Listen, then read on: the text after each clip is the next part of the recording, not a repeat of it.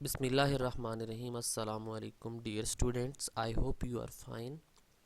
Students, today we are going to discuss morphology and anatomy of flowering plants, including roots, stems, leaves. Today we will discuss only the morphology of roots. जी students, तो morphology of root start करते हैं। जिसके characteristics क्या हैं roots के। Roots क्या होती है? Root is defined as the descending part of the plant axis. Plant axis, plant के जो नीचे वाला जो पार्ट होता है, डिसेंडिंग पार्ट होता है, उसे आप रूट कहते हैं। It is positively geotropic. Geotropic का मतलब यह है कि ज़मीन की तरफ ये मूव कर रही होती है। It is positively hydrotropic. Hydrotropic mean पानी की तरफ मूव करना, पानी की तरफ मूव करना, तो डायरेक्ट पानी की तरफ मूवमेंट इसकी होती है। Okay. It is negatively phototropic. Negatively phototropic होती है मतलब सूरज के अगेंस्ट मूव कर रही होती है। अगर इसको पॉजिटिवली कहा जाता तो सूरज की तरफ मूवमेंट होती, लेकिन ये नेगेटिवली फोटोट्रॉपिक है। It develops from the radical of the embryo during seed germination.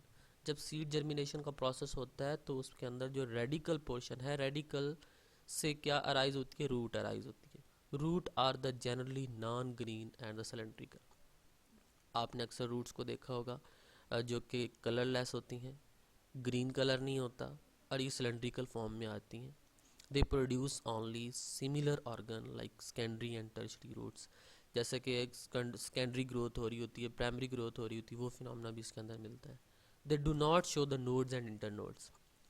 Roots के अंदर जैसे शुगर केन के अंदर वो नोड्स और इंटरनोड्स होते हैं, लाइक दिस रूट्स के अंदर ये प्रोसेस, ये फिनोमेना नहीं होता। सो कौन कौन से रीजन्स हैं रूट के, वो ज़रा हम उसको मॉर्फोलॉजिकली देख लेते हैं। एक इसकी आपको टिप नज़र आ रही है, फिर इसका ये सेंट्रल पोर्शन है, फिर ये आपको ये पोर्शन नज़र आ रहा है जिसमें हेयर्स नज़र आते हैं। सो एक रीजन वो होता है जिसको आप रूट कैप कहते हैं। Root cap. फिर एक वो पोर्शन आ जाता है जिसमें सेल डिवाइड होते हैं, मेरिस्मेटिक रीजन होता है। फिर एक वो रीजन होता है जहाँ पे सेल की अलोंगेशन हो रही होती है। तो वन बाय वन इसको डिस्कस करते हैं। Region of root cap. The tender apex of the root is protected with the multicellular cap like structure called root cap. Root के टिप पे एक मल्टी सेलुलर कैप लगी होती हैं जो रूट जो कैप की तरह का स्ट्रक्चर अपेयर कर रही होती हैं। इसी वजह से इसको रूट कैप का नाम दे दिया जाता है। The cells of root cap is secrete mucilage for the lubricating. ये सेल जो है ये स्क्रीट करते हैं एक म्यूसिलेज को, एक लिक्विड को, जो इसको क्या कर रहा होता है? लुब्रिकेट कर रहा होता है, ड्राई होने से बचाता है, उसको मॉइस्ट रखता है। In many hydrophytes like pistia and the root cap is replaced by root packet. बहुत से प्लांट होते हैं जैसे इकेरिया है, कोरेनिया है या पिस्टिया है, ये क्या करते हैं, इनके ऊपर जो रूट कैप होती है वो रिप्लेस हो जाती है, रूट पॉकेट बन जाती है। ठीक है, वो मतलब एरिया जो है वो चेंज हो जाता है। अच्छा, कुछ इसमें रीजन होते हैं जिसमें आप कह सकते हैं कि सेल डिवाइड कर रहा है, या वो रीजन जो कि मेरिस्मेटिक रीजन होता है। मेरिस्मेटिक रीजन या सेल डिवीजन रीजन वो होता है जहाँ पे सेल ने क्या करना है? डिवाइड करना है। तकरीबन ये 1 मिलीमीटर लेंथ होती है इसकी, और ये वो हिस्सा है जहाँ पे सेल बन रहे होते हैं, नए सेल बनते हैं, और फिर वो सेल डिवाइड होते हैं। थर्ड रीजन अलोंगेशन रीजन आ जाता है, वो एरिया जहाँ पे सेल अलोंगेट हो रहे हैं। एक सेल बना, उसके अंदर चेंजेस आई, वो थोड़ा सा अब क्या हो गया? बड़ा होना स्टार्ट हो गया, उसकी लेंथ बढ़ना स्टार्ट हो गई, उसमें मिनरल्स, उसमें साल्ट्स, उसमें जो कैल्शियम पोटाशियम वगैरह थे वो तमाम चीज़ें ऐड होना स्टार्ट हो। ये तो वो रीजन होता है जहाँ पे सेल की अलोंगेशन हो रही है। Okay, understand? ये वाला रीजन जिसको आपने रूट कैप का नाम दिया, ये रीजन जिसमें सेल डिवाइड हो रहा है, और ये थर्ड रीजन जिसमें आपने सेल की अलोंगेशन देखी है। जो इसका फोर्थ रीजन होता है उसमें आप सेल को अब डिफ्रेंशिएट कर रहे हैं। डिफ्रेंशिएट का मतलब ये है कि अब इसमें xylem, phloem, tracheids, different cell जो हैं वो अलग होना स्टार्ट हो जाते हैं और सेल्स को अपने अपने काम सौंप दिए जाते हैं।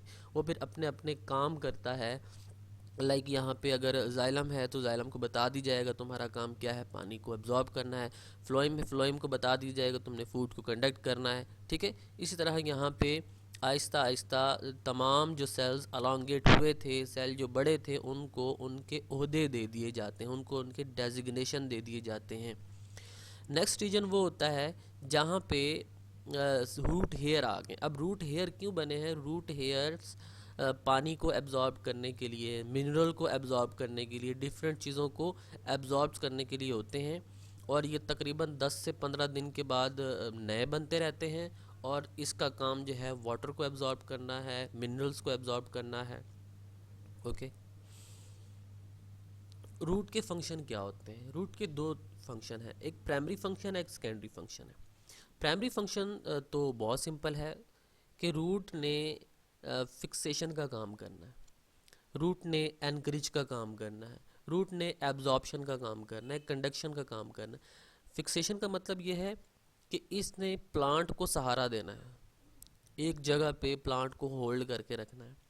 उसके बाद वहाँ से सॉइल से वाटर को, मिनरल को एब्जॉर्ब करना है। देन इसने क्या करना है, उस मिनरल को एक स्टेम के अंदर कंडक्ट करना है, मतलब स्टेम तक, स्टेम की बेस तक पहुंचाना है। सेकेंडरी फंक्शन क्या होता है? सेकेंडरी फंक्शन ये है कि कुछ जो रूट्स होती हैं वो स्टोरेज का काम करती हैं। जैसे आपने कैरेट, रेडिश वगैरह खाई हैं, स्वीट पोटैटोज होते हैं, गाजर, मूली वगैरह, तो वो स्टोरेज चीज़ें हैं ना, वो स्टोरेज मटेरियल है, ये स्टोरेज का भी काम कर रहे होते हैं। कुछ इसके अंदर ग्रीन रूट्स होती हैं जो फोटोसिंथेसिस का भी काम कर रही होती हैं, और कुछ जो हैं वो रेस्पायरेशन का भी काम कर रही होती हैं। किसी रूट्स के पास जो है वो होस्ट को भी अपने पास रखती हैं, होस्ट के साथ म्यूचुअल एसोसिएशन बना के रखती हैं। Mutual association, symbiotic associations, vegetative reproduction के अंदर ये हेल्प कर रही होती हैं। और प्लांट्स की जो एरियल रूट्स हैं उसको ये मॉइस्ट भी रखती हैं ताकि किसी किस्म का कोई प्रॉब्लम क्रिएट ना हो। तो प्राइमरी और सेकेंडरी फंक्शन हम डिस्कस कर लिए हैं। अब इसके अंदर कुछ रूट्स आती हैं जिसको आप टैप रूट कहते हैं और कुछ को आप फाइब्रस रूट कहते हैं। टैप रूट्स या ट्रू रूट्स, फिर फाइब्रस रूट्स आ जाते हैं। अब ज़रा इसको देखिएगा, ये कौन सी रूट्स होती हैं। Develop from the radical of the embryo during the seed germination. जब सीड की जर्मिनेशन होती है तो रेडिकल से एक ट्रू रूट्स बनती है। ये मेन रूट होती है, इसी वजह से इसको प्राइमरी रूट कहा जाता है। फिर इसकी जो ब्रांचेस निकलते हैं, अब ये एक मेन रूट आ रही है, यहाँ पे आप देख सकते हैं ये एक मेन रूट है। मेन रूट फिर आगे डिवाइड हो गई है, छोटी छोटी सब ब्रांचेस बन गई हैं, उसे आप सेकेंडरी रूट कहेंगे। फिर जब सेकेंडरी रूट बन गई है तो सेकेंडरी रूट के आगे फिर एक और रूट निकल आई है छोटी सी, इसको आप टर्शरी रूट कहेंगे। इसी तरह फिर अगर ये बढ़ जाती है तो इसके आगे और ब्रांचेस निकल आती हैं तो उसको आप क्वार्टनरी रूट्स भी कह सकते हैं, डिफरेंट कह सकते हैं। इसकी एग्जांपल जो है टैप रूट के अंदर आप मस्टर्ड ब्रासिका को कर सकते हैं, सनफ्लावर को कर सकते हैं। ओके, अब इसमें जो टैप रूट्स के अगर हम मेन फीचर की बात करें तो डाइकोटिलेडन्स होगा। डाइकोटिलेडन्स ऐसे सीड को कहते हैं जो दो हिस्सों में तकसीम हो जाएं, जिसके दो कोटिलेडन्स हों। The tap root normally grows the vertically downwards to the lesser or the greater depth. ये बहुत डीप भी जा सकती हैं और ज़्यादा डीप नहीं भी हो सकती, लेस डीपर हो सकती हैं। Okay, so all lateral branches are produced is the acropetal succession. The older and longer branches are the near the base of the younger and the shorter ones and the near apex of the main root. तो ये main root से दूर भी जा सकती हैं, उससे young भी हो सकती हैं, ये रिप्लेस भी हो सकती हैं, इसीलिए हम इसको टैप रूट कहते हैं। इसकी जो नोक होती है वो नुकीली होती है, या आप कह लें कि ये बिल्कुल एक ही डायरेक्शन में मूव कर रहे होते हैं, इसी वजह से इसको टैप रूट या ट्री रूट कहा जाता है। दूसरी आ जाती है जी एडवांटिशियस रूट, या जिसको आप फाइब्रस रूट का नाम देते हैं। अब ये रूट किसी भी पार्ट से, रेडिकल से डेवलप हो सकती है, यहाँ पे देखें लिखा हुआ है कि a root that develops from any other part other than the radical, radical के अलावा कहीं से भी ग्रो कर सकती हैं। यहाँ मेजर डिफरेंसेस आप देख सकते हैं कि ये एक मेन रेडिकल से आ रही है रूट, लेकिन ये देखें जो फाइब्रस रूट है ये कहीं से भी अराइज हो सकती है, इसकी जो रूट्स हैं वो कहीं से भी अराइज हो रही हैं, इसी वजह से इसको एडवेंटिशियस रूट्स कहा है। Such roots may develop from the base of the stem, nodes and leaves, कहीं से भी हो सकती हैं, स्टेम से हो सकती हैं, नोड से हो सकती हैं, लीव से हो सकती हैं। स्पेशली ये हमने देखा है मोनोकाट्स के अंदर। मोनोकाट ऐसे सीड को कहते हैं, ऐसे प्लांट को कहते हैं जिसमें एक कार्टिलेडन्स होता है और ये क्लस्टर की फॉर्म में आपको रूट्स नज़र आ रही है। क्लस्टर है, ये देखें ये क्लियर नज़र आ रहा है कि ये सिंपल है और ये एक कंपाउंड रूट बन गई है। मेज़ के अंदर, वीट्स के अंदर, शुगर केन के अंदर आपको इस तरह की जड़ें नज़र आएंगी।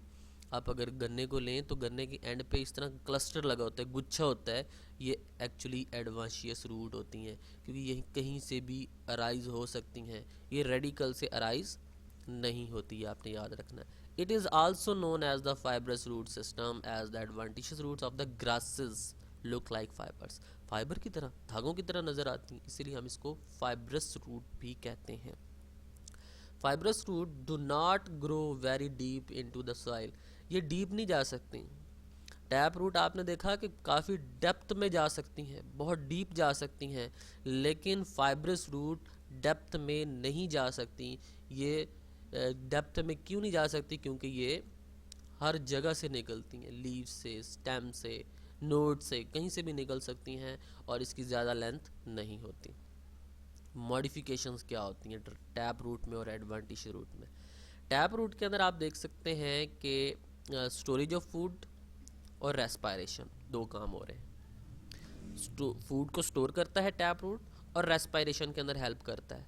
लेकिन जो एडवांटिशियस रूट है ये फूड को भी स्टोर कर रहा है, ये प्लांट को सपोर्ट भी दे रहा है, ये स्पेशल फंक्शन भी परफॉर्म करता है। मतलब इसमें नाइट्रोजन फिक्सेशन होती है और बहुत से माइक्रोराइजल एसोसिएशन होती है, डिफरेंट मैकेनिज्म हो रहे होते हैं इसके अंदर। ओके, नेक्स्ट टैप रूट में जो मॉडिफिकेशंस हुई हैं उनको ज़रा आप देख लें कि टैप रूट के अंदर कौन कौन सी मॉडिफिकेशंस हो रही हैं। सबसे पहली मॉडिफिकेशंस आपको यहाँ पे नज़र आएगी कि the tap root primary becomes fleshy and the swollen due to stored food. यहाँ पे देखें रेडिश के अंदर इसके अंदर फूड जो है वो स्टोर हो गई है, जिसकी वजह से ये पोर्शन जो है स्वेल हो गया है। और जो सेकेंडरी रूट होती है वो थिन रहती है। सेकेंडरी रूट इसकी क्या है? थिन है। हाइपोकोटाइल। अच्छा, आपने दो वर्ड यूज़ किए थे जब हमने जर्मिनेशन का टॉपिक पढ़ा था, हाइपोकोटाइल और एपिजियल एपिजियल कोटाइल। तो हाइपोकोटाइल क्या होता है? Embryonic region between cotyledons and radical. Cotyledon और रेडिकल के दरमियान वाला जो एक एम्ब्रियोनिक रीजन है उसको आप हाइपोकोटाइल कहते हैं। में also join the tap storage food, ये भी किसके साथ ज्वाइन कर लेगी? जो रूट है इसके साथ, फूड के साथ इसकी अटैचमेंट हो जाती है। Stem is reduced and disc shaped the beginning and the bears radical leaves. इसके आप देख सकते हैं कि ये एक रूट आ गई है, एक ये पोर्शन है, एक ये पोर्शन है, एक ये लीफी वाला पोर्शन है। तो ये तीन पोर्शन में डिवाइड हो जाता है। स्टेम इसका रिड्यूस हो जाता है। स्वेलन ट्यूब जो है उसको आप एक टिपिकल शेप मिल जाती है। क्यों टिपिकल शेप मिलती है? क्योंकि अब इसके अंदर क्या मिल गया? फूड मिल गया। अब इसके देखें ये पोर्शन स्वेल हो चुका है रेडिश के अंदर।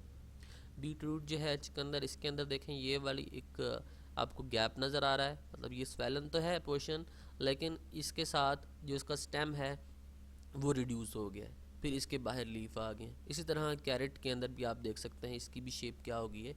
चेंज होगी। तो ये टिपिकल शेप्स आ जाती हैं टैप रूट की, तो इसको आपने माइंड में रखना है। काम आपने याद रखना है, जो टैप रूट्स होते हैं इसने फूड को स्टोर करना है। पहली हमने मॉडिफिकेशन देखी, फिर इसमें कुछ और भी मॉडिफिकेशंस डिस्कस की गई हैं। फ्यूजीफॉर्म रूट होती हैं, कुछ कॉनिकल रूट्स होती हैं, कुछ नेपीफॉर्म रूट होती हैं। ये ज़रा गौर से देखिएगा कि फ्यूजीफॉर्म कौन सी हैं, कॉनिकल कौन सी हैं और नेपीफॉर्म कौन सी हैं। फ्यूजीफॉर्म रूट्स कि को जो पोर्शन होता है वो स्वेलन हो जाता है दरमियान से, जो उसका दरमियान वाला पोर्शन होता है ना वो थोड़ा सा स्वेल हो जाता है, और उसकी जो टिप और बेस होती है ना वो थोड़ी थिन हो जाती है। रेडिश के अंदर आपने देखने को मिला है कि इसका दरमियान वाला पोर्शन जो है वो आपको स्वेल मिलेगा, और टिप और इसकी जो बेसमेंट है, जो इसका मेन एक्सिस है, एपिक्सिस हैं, वो क्या होते हैं, थोड़े से स्वेलन पोर्शन होते हैं, थोड़े थिन होते हैं। इसी वजह से इसको फ्यूजिफॉर्म रूट का नाम दिया जाता है। ओके। एंड दूसरा आता है कोनिकल। कोनिकल के अंदर आपको मिल जाते हैं कैरेट वगैरह। अब इसमें क्या होता है, the storage root which broader at the base से ये थोड़ी सी चौड़ी हो जाती हैं, और टैपर्स टूवर्ड द एपिक्स, और जो इसके किनारे होते हैं, जो इसकी बेस होती है, एपिक्स होती है, वहाँ पे ये थोड़ी सी नैरो हो जाती है। ठीक है, इसी वजह से इसको कोनिकल रूट कहा जाता है। एंड थर्ड रूट होती है नेपिफॉर्म रूट। नेपिफॉर्म रूट आपको बड़ी सी टिपिकल फॉर्म में नज़र आएगी, बड़े ही अजीब फॉर्म में, जैसा कि शुगर, आप चुकंदर ले लें, बीट को ले लें, तो उसके अंदर कैसे आपको मिलती है कि उसको दरमियान वाला जो पोर्शन होता है वो स्फेरिकल होता है, और उसकी टिप के ऊपर एक लंबी सी क्या होती है, उसकी दुम निकली होती है, या आप कह लेंगे उसकी जो बेस होती है, जो उसके एपिक्स होते हैं वो थोड़े नैरो होते हैं। इसी वजह से इसको नेपिफॉर्म रूट कहा जाता है।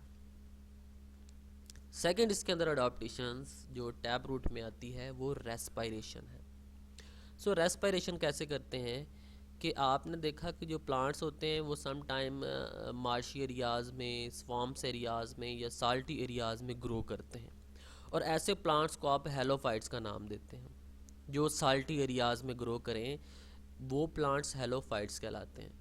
और बहुत से हेलोफाइट्स की जो रूट्स होती हैं वो रेस्पायरेटरी रूट कहलाती हैं, क्योंकि उसमें रेस्पायरेशन का प्रोसेस होता है, उसमें निमेटोफोर्स होते हैं। सो ये वो रूट्स हैं जो क्या करती हैं, पानी के अंदर डिप हैं। अब पानी के अंदर ही क्या होती है, रेस्पायरेशन होती है। ये क्या करते हैं, जब ये रेस्पायरेशन कर रहे होते हैं तो मिनरल्स जो हैं वो इसके अफेक्टेड होते हैं। Such plant produce special roots from the underground root of the plant near the soil, which grow the vertically upward and negatively geotropism। तो यहाँ पे क्या होगा, इसकी यहाँ पे आप देख सकते हैं कि रूट्स जो हैं वो थोड़ी सी ऊपर की तरफ आ गई हैं, रूट्स इसकी ऊपर की तरफ आ गई हैं, मतलब जियोट्रॉपिज्म की तरफ मूव करना था, ज़मीन की तरफ मूवमेंट करनी थी, बट ये एक स्पाइक की फॉर्म में ज़मीन से बाहर आ गई हैं, नेगेटिवली जियोट्रॉपिज्म आ गई हैं, अवे फ्रॉम अर्थ आ गई हैं, एक स्पाइक बन गए, कोनिकल स्पाइक बन गए, और इस कोनिकल स्पाइक की वजह से यहाँ पे कुछ लेंटी सेल्स आ जाते हैं, और इन लेंटी सेल्स, ये जो आपको स्पाइक नज़र आ रहा है इसमें लेंटी सेल्स बनते हैं, और लेंटी सेल से क्या होती है, गैशियस एक्सचेंज होती है, गैशियस एक्सचेंज होती है। तो ये रेस्पायरेशन का प्रोसेस भी टैप रूट के अंदर होता है। अब तक हमने दो मॉडिफिकेशन देख ली हैं टैप रूट की। सबसे पहले हमने देखी कि स्टोरेज ऑफ फूड क्या है, सेकंड हमने देखा रेस्पायरेशन क्या है। Okay, understand. नेक्स्ट मूव करते हैं। एडवांटेज रेट के जो रूट्स हैं इसके अंदर कौन कौन सी एडॉप्टेशन आ रही हैं। सबसे पहली एडॉप्टेशन आती है जी स्टोरेज ऑफ फूड। अब फूड के लिए ये एडवांटेशियस रूट में क्या क्या चेंज आ रहा है, ज़रा गौर से देखिएगा। Simple tubers root, facilitated tubers root. जो सिंपल ट्यूबर्स रूट आ जाती है, इसके अंदर जो इसका जो रूट का जो पोर्शन है दरमियान से वो स्वेलन हो गया है, and do not assume the definite shape, कोई इसकी ख़ास शक्ल नहीं होती। They are always born single, single ही बनता है। These roots arise from the nodes of the stem and enter into the soil। ये जो स्टेम का पोर्शन है, फॉर एग्जांपल ये स्टेम है, स्टेम का ये नोड है, नोड से क्या बनेंगी, रूट्स बनेंगी, और फिर सॉइल के अंदर वो क्या हो जाएंगी, जज़ब हो जाएंगी, सॉइल के अंदर पेनिट्रेट हो जाती हैं। स्वीट पोटैटो जो है इसकी एग्जांपल आ जाती है। फेसिकुलेटेड ट्यूबरस रूट, ये कैसी रूट्स होती हैं, इसमें एक एडवांटेशियस रूट का क्लस्टर बन जाता है, गुच्छा बन जाता है, और ये जो प्लांट्स होते हैं ये थिक होते हैं, फ्लैशी, थिक मतलब थोड़े मोटे हैं, ये देख सकते हैं आप। फ्लैशी, इसके अंदर फूड स्टोर है, and this is known as fasciculated tuberous root, as there are the many tuberous roots at the base of stem, dahlia वगैरह, एस्परजिलस वगैरह, तो ये तमाम चीज़ें क्या होती हैं इसकी एडवांटेजेस रूट होती हैं, जिसमें हमने सबसे पहली मॉडिफिकेशन देखी है स्टोरेज ऑफ फूड। सेकंड इसकी जो मॉडिफिकेशन है वो है मैकेनिकल सपोर्ट। तो मैकेनिकली ये कैसे होते हैं, प्रॉप रूट्स, क्लिम्बरिंग रूट्स, एक प्लांट दूसरे को क्या कर रहा होता है, सपोर्ट दे रहा होता है, उसको बचा रहा होता है, उसको उसकी ब्रांचेस को इसने बचाया हुआ है, इसकी सेकेंडरी ग्रोथ को इसने बचाया हुआ है, ठीक है, इसके नोड्स को, इंटर नोड्स को, क्लिम्बिंग को। आपने कुछ बेलें वगैरह देखी होंगी, जो बेल्स होती हैं जब वो किसी दीवार के ऊपर चढ़ती हैं या किसी भी सॉलिड ऑब्जेक्ट से टच करते हैं तो उसके ऊपर क्या कर लेती हैं, वो राउंड लगा लेती हैं, उसको होल्ड कर लेती हैं, पकड़ लेती हैं। तो ये एक मैकेनिकल सपोर्ट भी इसके अंदर आ जाती है, ठीक है। स्टिल्ट रूट्स भी होती हैं कुछ, ये आप रूट्स देख सकते हैं कि ये रूट्स ने चारों तरफ से ज़मीन को पकड़ा हुआ है। ये देखें, ज़मीन को अच्छी तरह से होल्ड किया हुआ है ताकि प्लांट ना गिरे। एक हर्ल्स निकल आई हैं, रूट की चारों तरफ से क्या निकल आई, हर्ल्स निकल आई हैं, जिसने प्लांट को काबू कर लिया है। शुगर केन में भी आपने देखा, बाजरे में भी आप देख सकते हैं, मेज़ में भी आप देख सकते हैं, ठीक है। तो ये स्टिल्ट रूट कहलाती हैं। इस तरह इसमें कुछ स्पेशल फंक्शन आ जाते हैं। अब स्पेशल फंक्शन के अंदर जो मेन चीज़ें आती हैं, एक तो फोटोसिंथेसिस का प्रोसेस आ जाता है, उसके अलावा इसके अंदर वाटर मॉइस्चराइजेशन का प्रोसेस आ जाता है, और इसके अंदर एसोसिएशंस आ जाते हैं, माइकोराइजल एसोसिएशंस आ जाते हैं, ठीक है। इसके अंदर नाइट्रोजन फिक्सिंग आ जाती है। तो ये डिफरेंट मैकेनिज्म भी ये परफॉर्म कर रहा होता है advantageous root. Sucking roots are the haustoria. Haustoria एक सकिंग रूट्स होती हैं, लाइक पैरासाइट के तौर पे भी काम करती हैं। पैरासाइट इसके साथ अटैच करते हैं और पैरासिटिक एसोसिएशन बनाते हैं। पैरासाइट्स अब इससे नरिशमेंट ले रहे होंगे, इसको नुकसान भी पहुंचा रहे होते हैं, तो ये अपने फूड प्लांट्स को फूड भी दे रहा है और उस फूड भी वो नुकसान भी पहुंचा रहा होता है, तो डिफरेंट वो काम कर रहे होते हैं। ये इसके हिस्टोरिया आ जाते हैं। ओके स्टूडेंट्स, आज का टॉपिक यहीं तक था। नेक्स्ट इंशाल्लाह ताला हम स्टेम को डिस्कस करेंगे। अगर कोई आपका क्वेश्चन है तो आप पूछ सकते हैं। ओके, अल्लाह हाफिज़, फ़ी अमानिल्लाह।